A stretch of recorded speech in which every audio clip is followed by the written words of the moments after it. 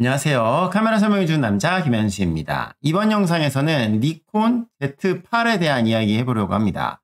오늘 니콘 Z8이 본격으로 공개가 되었는데요. Z8을 보면서 Z9 이제 어떡하지? 니콘이 Z9을 이제는 놔주려는 건가? 이제는 Z9의 시대가 아니라 Z8의 시대로 가려고 하나? 진짜 어떻게 보면은 니콘에게 있어서는 되게 파격적인 행보거든요. 왜냐면 그만큼 Z8이 Z9을 위협하는 카메라이기 때문입니다. 그래서 Z8에 대한 이야기 한번 해보도록 할게요. 반박시 여러분 말이 맞습니다. 오늘 Z8이 공개가 됐는데 사람들이 Z9을 족구라 그랬어요. 그래서 뭐지? 왜 Z9을 족구라고 하지? 그랬는데 하다 보니까 족구가 입에 잘 맞더라고요. 붙더라고요. 그래서 Z9이 족구면 Z8은 족발인가? 그래서 장난으로 Z8 네 족발. 그래서 니콘이 과연 족발 맛집이 될 것인가? 뭐 그냥 장난으로 해보는 말인데 제가 볼 때는 Z8이 Z9보다 아무래도 더 많은 유저를 커버할 수 있는 카메라이기 때문에 라고 같거든요. 니콘 유저들에게는 굉장히 좋은 선택지가 된다라는 거죠. 왜 그런지 알아보도록 할게요. 일단은 Z8은 새로운 카메라가 아니라 Z9에서 세로 그립을 제외한 카메라라고 이해하는 게 아마 가장 맞을 것 같고 Z8을 만져보신 대부분의 분들이 이런 생각을 갖고 이런 이야기를 한다는 거죠.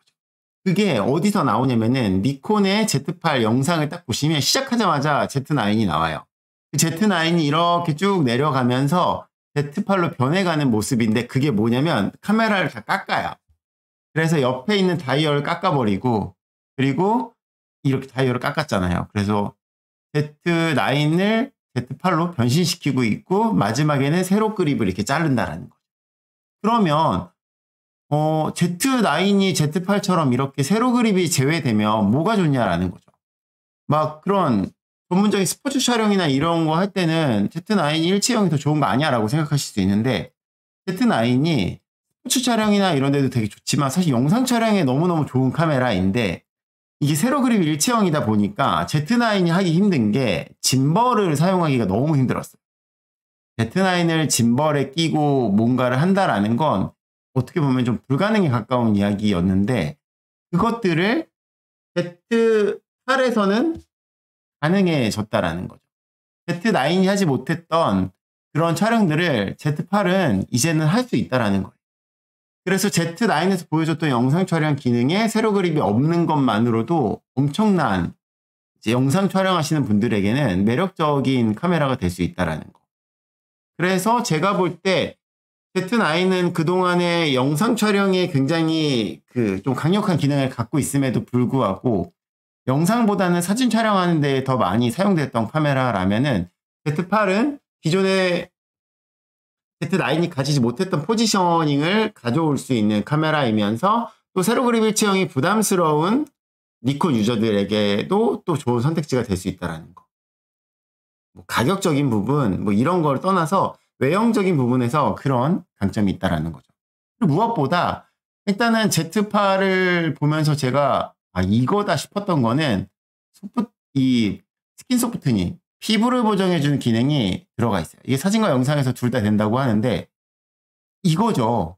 그러니까 어떻게 보면은 고화소가 예전엔 디테일이나 이런 부분에서 좋았지만 인물 촬영하는 분들에게 있어서는 고화소가 너무 그 피부를 잘 표현해 주니까 그게 아쉽다라고 하는 분들이 많았는데 소니가 소프트 스킨으로 굉장히 좋은 반응을 얻어냈잖아요. 그래서 이 Z8이 피부 보정 기능을 넣었으니까 소니도 알파1에다가 소프트 스킨을 제발 좀 넣어줬으면 좋겠습니다. 연사 때 안 되는 거 좋아요. 연사 안 할 테니까 제발 좀 넣어줬으면 좋겠어요. 사진과 영상에서 이게 M4 쓰다가 R5 쓰다가 알파1 쓰면은 인물이 너무 적나라해요. 그게 스트레스거든요. 그래서 제발 좀 소프트 스킨 펌업 좀 알파1에도 해줬으면 좋겠고 Z8이 잘 팔릴수록 소니가 그런 걸 부담을 가질 거라는 거죠. 그리고 전 소니 유저 입장에서 Z8이 더 잘 팔렸으면 좋겠어요. 그래야 소니가 부담 갖고 아 이거 알파 1 펌업 해야겠는데 이 펌업 말고 소프트웨어 펌업 AIAF 칩셋 때문에 안 되는 거 이해하니까 소프트 스킨만 좀 해주면 너무 좋을 것 같습니다. 그리고 니콘이 Z8을 보여줄 때에 마지막에 나오는 영상에 나오는 화면이 딱 이건데 철저하게 짐벌과 막 로데 보이고 제나이저 보이고 막 영상 촬영 장비들 보이잖아요.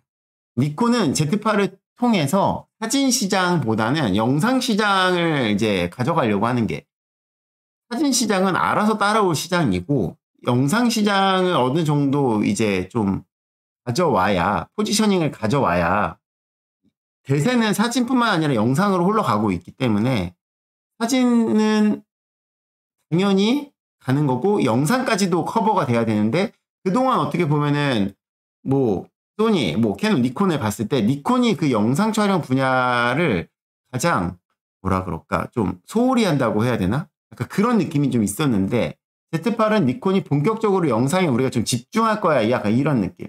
얼마 전에 레드와의 소송도 일단은 일단락이 됐죠. 그래서 이제 그런 변수도 없기 때문에 Z8이 사진 하시는 분들에게는 어떻게 보면은 가격 공개된 걸 봤을 때 Z9 중고가 생각하면은 Z9이 Z8보다 더 고급기니까 Z9 중고 사는 게 좋지 않아? 어차피 전자소터니까 내구성 문제도 없고 바디 외형적인 것만 아니면 Z9 중고도 괜찮은데 뭐 이런 생각이 들 수 있긴 한데 영상 촬영을 생각하시는 분들에게는 제가 볼 때는 Z9보다 Z8이 족발이 더 매력적인 카메라. 그래서 저는 제가 볼 때는 Z8은 굉장히 니콘에게 있어서 좋은 영향이 될 것 같고 좋은 분위기를 만들어 나가는 그런 체인저가 되지 않을까 그런 생각해 봅니다. 하지만 확실히 하고 넘어가야 될 부분은 외형이 D850 닮았다고 해서 결과물도 D850을 생각하시면 그건 아니에요. 외형만 세로 그립이 없는 Z9에 가깝다라고 생각하시면 됩니다. 자, 제가 Z8 영상을 봤는데 이런 말이 나오더라고요. 그 작가님이 DR 체감이 Z7과 같은 환경에서 테스트했을 때 LCD로 히스토그램을 봤는데 같은 세팅인데도 불구하고 Z8이 Z7보다 다이나믹 레인지가 좀 더 여유로웠다고 히스토그램 상에서 이걸 보면서 Z8이 Z9하고 똑같은 센서인데 적층형 센서인데 그동안에 많은 자료들이 나와 있잖아요.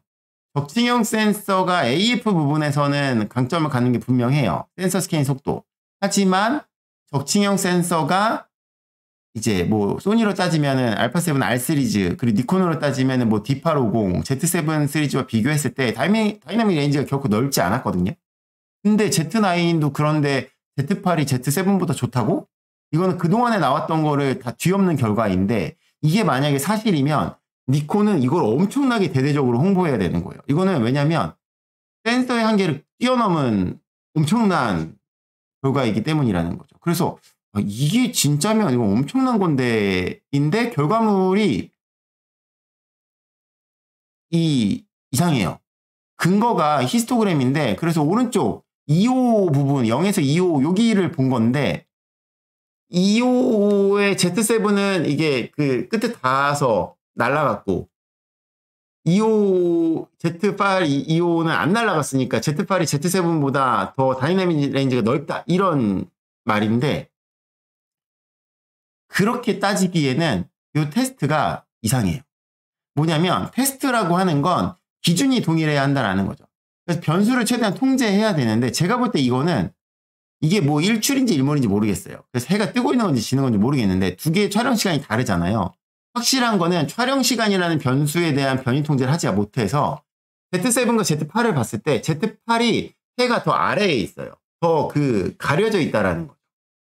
Z7이 더 해가 올라와 있어서 Z7이 빛을 더 많이 받아서 이런 저 그림 그늘진 부분을 보면은 Z8이 더 밝거든요. 이게 다이나믹 레인지가 좁아서 저렇게 된 게 아니라 하늘이 더 올라와 있으니까 더 밝으니까 태양이 더 많이 날아간 거죠. Z8은 더 많이 가려져 있으니까 태양이 당연히 가려져 있으니까 노출 오버가 당연히 안 되는 거죠. 세팅치는 똑같은데 뭐가 다르냐? 시간이 다르니까. 해 뜨기 전이랑 해 뜬 후랑 노출이 다른데. 같은 세팅은 맞지만, 그래서 같은 세팅은 맞은 거예요. 맞아요. 하지만 동일한 시간을 촬영한 게 아니기 때문에 Z8의 사진이 태양이 더 내려가 있기 때문에 더 어두운 거고, 그러니까 하이라이트가 더 안 날아간 거지. 그거를 가지고 다이나믹 렌즈가 넓다라는 말을 하는 건 잘못되었다라는 거고, 그냥 이 히스토그램의 데이터를 보면은 오히려 이 날아간 부분은 당연히 해가 더 많이 올라와 있으니까 Z7이 255가 더 끝에 붙어 있긴 하지만 이 안부하고 중간 데이터를 보면은 Z7이 Z8보다 더 많은 데이터를 가지고 있는 걸 볼 수 있어요. 그래서 요걸로 다이나믹 렌즈가 Z8이 Z7보다 좋다라고 하는 건 요거는 좀 잘못된 이야기인 것 같고, 이게 진짜라면은 엄청난 이제 이게 진짜 팩트라면은 엄청난 사실인 거고 엄청나게 많이 강조해야 되는 거고, 이거는 우리가 갖고 있었던 상식을 뛰어넘는 결과이기 때문에 이 부분은 좀 검증이 필요할 것 같습니다. 이게 공식 자료에 좀 초반에 나온 공식 영상에, 니콘 코리아 영상에 초반에 나온 거라서 이 부분은 아마도 Z8을 테스트하시는 다른 분들이 추후에 좀 다뤄줘야 되지 않을까라는 생각을 합니다. 그러니까 많은 분들이 그래요. Z9이 나왔을 때 적층형 센서인데, 저는 Z9이 소니 생산 센서인지 아닌지를 아무것도 모르는 상태에서 봤을 때 적층형 센서를, 이런 35mm 풀프레임 적층형 센서를 소니가 아는 회사에서 갑자기 만들어내는 건 불가능하다고 생각했거든요. 근데 많은 분들이 그랬어요. 소니 센서 아니다. 그래서 니콘 Z9은 소니 적층형 센서하고 다르게 뭐 DR이 더 넓고 좋다 막 이런 얘기 하셨는데, 저는 아닌데 내가 테스트해보니까 Z9이나 알파1이나 적층형 센서가 가진 그 사람들이 소니 9, 알파9, 알파1이 적층형 센서를 아쉽다고 말하는 부분, 그런 그 성향들이 Z9에 똑같이 있었단 말이죠. 그리고 나중에 그 해외에 나온 자료들 보면은 실제로 적층형 센서인 것들이 아닌 센서들보다 다 그 DR이나 이런 부분 떨어지는 거 나와 있어요. Z8도 동일한 센서인데 똑같겠죠. 이 부분은 차차 밝혀질 거라고 봅니다. 그게 아니면 엄청난 거니까 이거는 니콘이 진짜 제대로 테스트해서 확실하게 보여줘야 될 부분이라고 생각해요. 그럼에도 불구하고 니콘 Z8은 니콘에게 있어서 지금의 니콘이 처한 상황에 있어서 저는 굉장히 좋은 시도라고 봐요. 왜냐하면 니콘이 이 뭐 그 삼론 렌즈들도 약간 OEM으로 하려고 하는 모습도 보이고 있고, 또 삼론 렌즈들도 서드파티들이 이제 나오기 시작하고 있으니까 Z8의 서드파티 렌즈들이 많이 깔린다라고 생각하면은 해볼 만한 시장이거든요. 어떻게 보면은 Z9은 너무 위급이었다라는 거죠. 그 Z8이 지금 출시됐으니까 가격이 Z9의 중고가와 비슷하지, 얘도 시간 지나면 내려갈 거잖아요. 그렇게 생각하면 많은 분들이 Z7에 만족하지 못하고 6에 만족하지 못하는 분들은, 그렇다고 Z9이 부담스러운 분들은 Z8로 갈 거예요. 그러면서 서드파티 합쳐지고 영상도 되고 막 이러니까 사진, 영상 다 하면서 서드파티도 쓸 수 있으면 엄청나죠. 그리고 제가 봤는데 그 니콘 바디에다가 어댑터 써가지고 막 소니 렌즈 쓰는 거, 그거 관심이 많아갖고 요즘에 계속 보고 있었는데, 그런 게 이 어댑터들이 좀만 더 잘 나오기 시작하면은 이 Z8 해볼만 하겠는데? 그런 생각이 많이 들었습니다. 결론. 니콘 Z8 전격 공개되었는데, Z9을 어떻게 보면 니콘이 많이 포기한 부분도 있지만, 저는 그러면서도 Z8로 니콘이 더 많은 유저들과 더 많은 시장을 가져가려는 행보를 보인 거는 좋은 시도라고 판단되고, Z8이 좋은 반응을 얻어서 시장이 좀 더 치열해지기를 기대해 봅니다. 시장이 치열해져야 유저들이 좋아요. 그냥 저의 생각을 이야기해 본 거였습니다. 여러분의 구독과 좋아요는 카사람 채널에 큰 힘이 됩니다. 감사합니다.